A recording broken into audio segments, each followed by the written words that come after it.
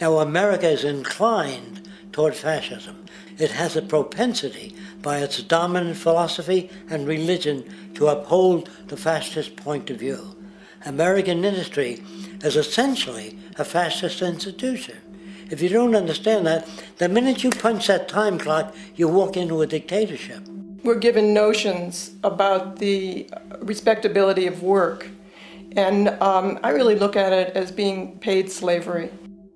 They're brought up to believe that you shall earn your living by the sweat of your brow. That holds people back, freeing people from drudgery, repetitive jobs which make them ignorant. You rob them. In our society, that is a resource-based economy, machines free people.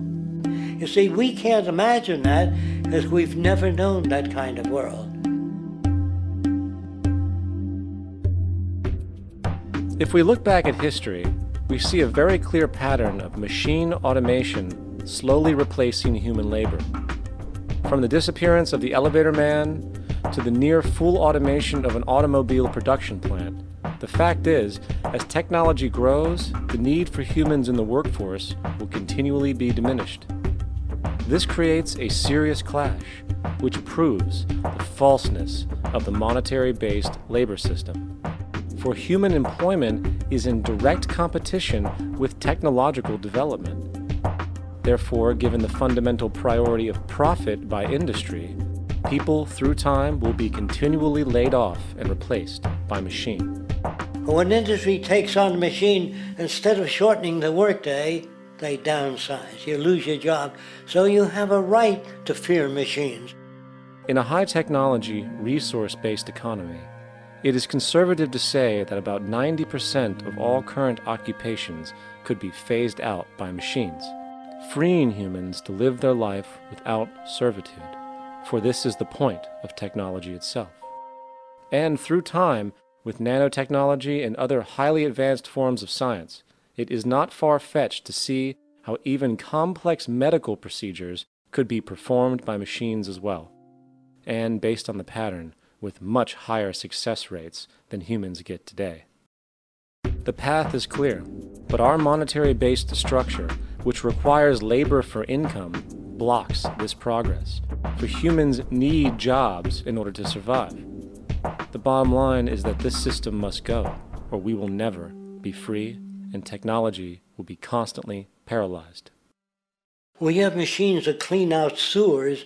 It frees a human being from doing that. So look at machines as extensions of human performance. Furthermore, many occupations today will have simply no basis to exist in a resource-based economy, such as anything associated with the management of money, advertising, along with the legal system itself. For without money, a great majority of the crimes that are committed today would never occur. Virtually all forms of crime are a consequence of the monetary system, either directly or by neuroses inflicted through financial deprivation. Therefore, laws themselves could eventually become extinct. Instead of putting up a sign, drive carefully, slippery when wet, put abrasive in the highway so it's not slippery when wet.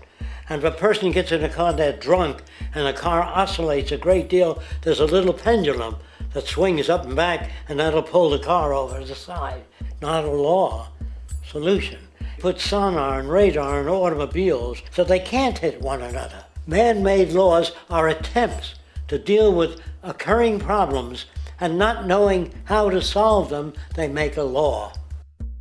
In the United States, the most privatized, capitalist country on the planet, it should come as no surprise that it also has the largest prison population in the world, growing every year. Statistically, most of these people are uneducated and come from poor, deprived societies.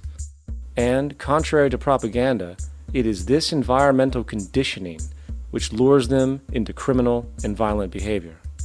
However, society looks the other way in regard to this point. The legal and prison systems are just more examples of how our society avoids examining the root causes of behavior. Billions are spent each year on prisons and police, while only a fraction is spent on programs for poverty, which is one of the most fundamental variables responsible for crime to begin with. And as long as we have an economic system which prefers and in fact creates scarcity and deprivation, crime will never go away.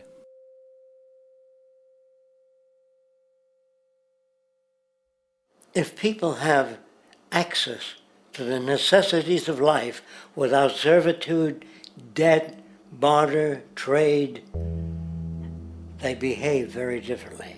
You want all these things available without a price tag. Now then, you gotta have a price tag. Well, what'll motivate people? Man gets everything he wants, he just lay around in the sun. This is the myth they perpetuate. People in our culture are trained to believe that the monetary system produces incentive. If they have access to things, why should they want to do anything? They will lose their incentive. That's what you're taught to support the monetary system. When you take money out of the scenario, there would be different incentives, very different incentives. When people have access to the necessities of life, their incentives change. What about the moon and the stars? New incentives arise.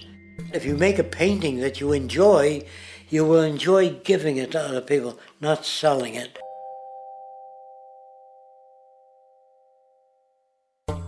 I think most of the education that I've seen today is essentially producing a person for a job. It's very specialized. They're not generalists. People don't know a lot about a lot of different subjects.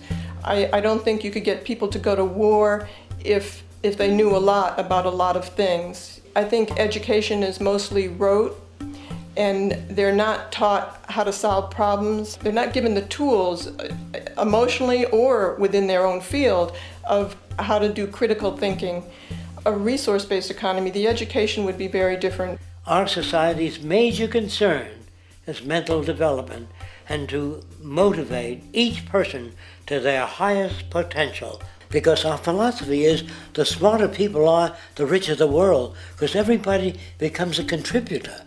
The smarter your kids are, the better my life will be, because they'll be contributing more constructively to the environment and to my life, because everything that we devise within a resource-based economy would be applied to society. There would be nothing to hold it back. Patriotism, weapons, armies, navies, all that is a sign that we're not civilized yet. Kids will ask their parents, didn't you see the necessity of the machines? Dad, couldn't you see that war was inevitable when you produce scarcity? Isn't it obvious? Of course the kid will understand that you were pinheads, raised merely to serve the established institutions. We're such an abominable, sick society that we won't make the history book. They just say that large nations took land from smaller nations, used force and violence. You'll get history talked about as corrupt behavior all the way along until the beginning of the civilized world. That's when all the nations work together. World unification, working toward common good for all human beings, and without anyone being subservient to anyone else. Without social stratification, whether it be technical elitism or any other kind of elitism, eradicated from the face of the earth. The state does nothing because there is no state. Because there is no state. The system I advocate, a resource-based global economy, is not perfect. It's just a lot better than what we have. We can never achieve perfection.